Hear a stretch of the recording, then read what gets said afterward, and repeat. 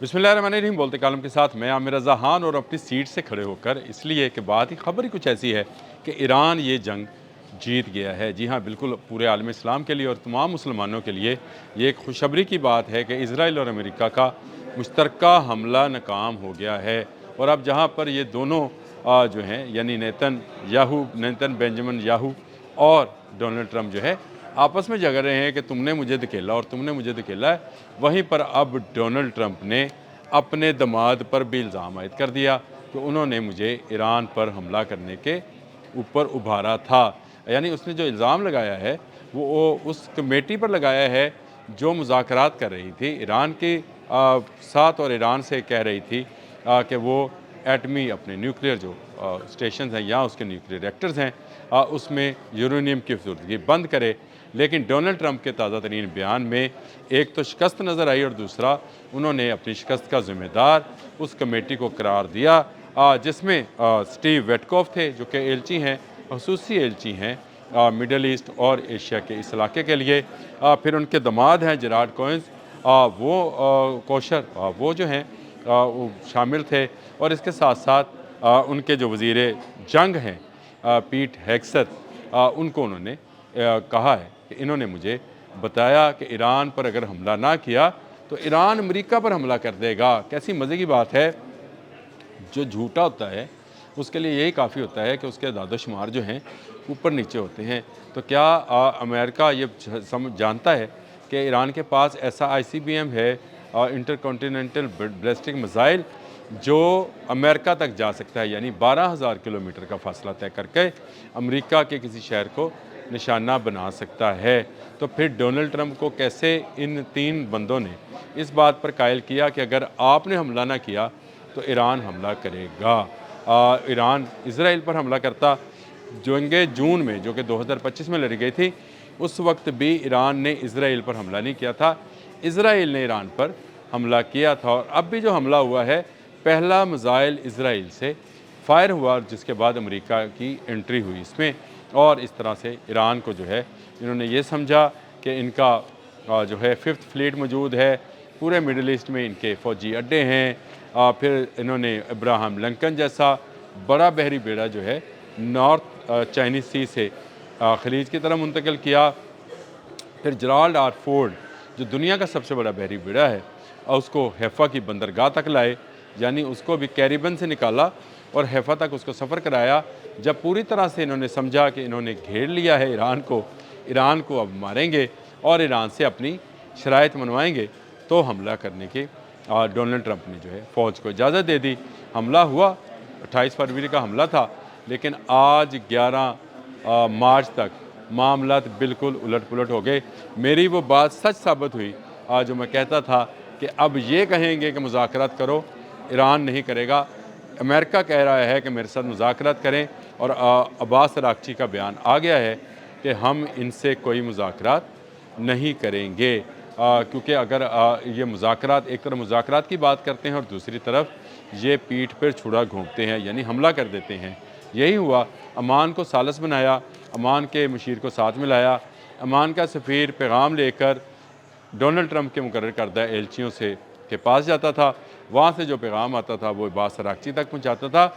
लेकिन इस सारे मामले में अमेरिका अपनी फ़ौजी तैयारी कर रहा था जिसको ईरान ने तहस नहस कर दिया। जी हाँ, ईरान ने ना सिर्फ उसके इरादों को मलिया मेट किया बल्कि उसके साथ शामिल इत्तेहादी ममालिक को भी, जहाँ जहाँ अमरीकी फ़ौजी अड्डे थे, आज वहाँ सिर्फ तबाही के निशानात बाकी रह गए हैं। और तबाही इस हद तक हुई है कि डोनाल्ड ट्रंप ने पाबंदी लगा दी अपनी प्लैनेट लैब पर कि वो तस्वीरें जारी नहीं करेगा अमरीकी फ़ौजी अड्डों की, जहाँ पर ना रडार बचे, ना फ़ौजियों के रहने के कमरे और ना फ़ौजी।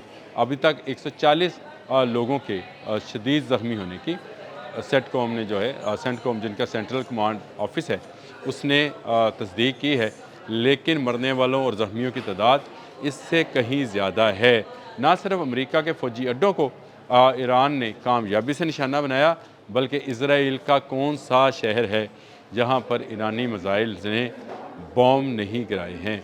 और क्लस्टर बॉम्ब से लेकर बैलिस्टिक मिसाइल्स तक के हमले जो हैं ईरान मुसलसल किए हुए हैं। तमाम मिडल ईस्ट के अंदर उसके शाहिद 136 ने تباہی مچائی، تمام ریڈار تھاڈ سمیت قیمتی ریڈار جو ہیں وہ تباہ و برباد کر دیے، اور اس وقت اگر سمجھا جائے تو ایران اس جنگ پر پوری طرح سے حاوی ہے۔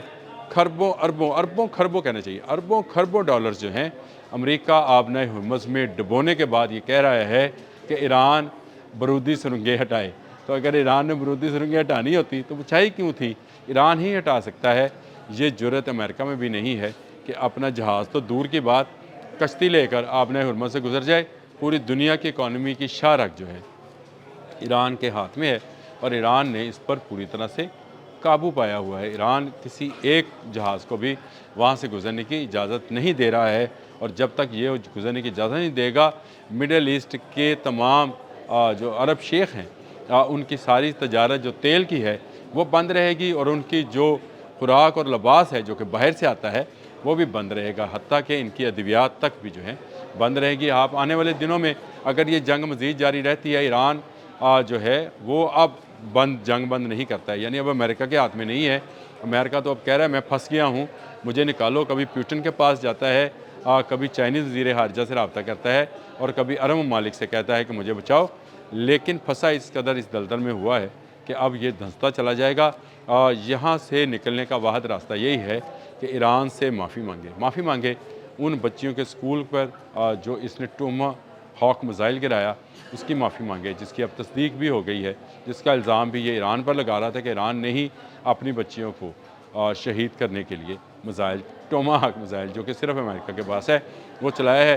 لیکن انٹرنیشنل میڈیا نے اس کی ساری خبر کی کلائی کھول دی، اور ٹوما ہاک میزائل جو ہے وہ گرتا ہوا اس سکول پر دکھا دیا، جس کے بعد کوئی جواز باقی نہیں رہ گیا ہے کہ امریکہ اخلاقی طور پر تو جنگ پہلے ہار گیا تھا، اب فزیکلی طور پر بھی یہ جنگ ہار رہا ہے، اور ہارتے ہارتے الزامات لگا رہا ہے، کبھی اپنے دماد پہ، کبھی اپنے ایلچی پہ، اور کبھی اپنے وزیر جنگ پہ، جس نے اس کو اس بات پہ ابھارا کہ یہ جنگ جو ہے ایران کو شکست دی جائے، اور جس طرح وینزویلا کے تیل پر قبضہ کیا ہے، ایران کے تیل پر بھی ہمارا قبضہ ہوگا، جسے چاہیں گے تیل دیں گے، یعنی جس کو چاہیں گے، جس ملک کو چاہیں گے اس کو چلنے کے لیے آئل فراہم کریں گے، اور جس کا چاہیں گے روک لیں گے۔ لیکن جب دشمن اپنی تدبیریں کر رہا ہوتا ہے تو ایک تدبیر میرے سونے اللہ کی ہوتی ہے، جس کی تدبیر کے تحت ہی ایران نہ جھکا، نہ اس نے سرنڈر کیا، نہ اس کی فوجیں پیچھے ہٹیں، اور نہ کوئی ایک شہری بھی ایران کی موجودہ رجیم کے خلاف باہر نکلا۔ ہوا کیا کہ آج آبنائے ہرمز بند ہے۔ آج امریکہ اپیل کر رہا ہے کہ آپ یہاں پر بارودی سرنگیں نہ بچھائیں، اور یہ دعوے بھی کر رہا ہے کہ اس نے بحریہ ختم کر دی، تو بارودی سرنگیں ماما کون لے کے آیا تھا بچھانے کے لیے؟ یہ ایران ہی بچھا رہا ہے، اور ایران یہاں سے کسی کا تیل، کسی کی خوراک، کسی کی دوائی نہیں گزرنے دے گا۔ ایران کے بچے شہید ہوئے ہیں، ایران کے سپریم کمانڈر کو شہید کیا گیا ہے۔ ایران اس کا بدلہ لے گا تمام ان ممالک سے جو امریکہ کا ساتھ دیں گے۔ امریکہ اور اسرائیل بزرگ شیطان اس کے بقول، ایران کے بقول ہیں، اور اس نے کہا تھا کہ پہلے اسرائیل پھر امریکہ۔ آج امریکہ اربوں خربوں ڈالر لگانے کے باوجود ایران کی 1 انچ زمین اور 1 قطرہ جو ہے آئل کا حاصل نہیں کر سکا۔ اس سے بڑی ناکامی اور کیا ہوگی؟ اب تک کے لیے اتنا ہی۔ اللہ حافظ۔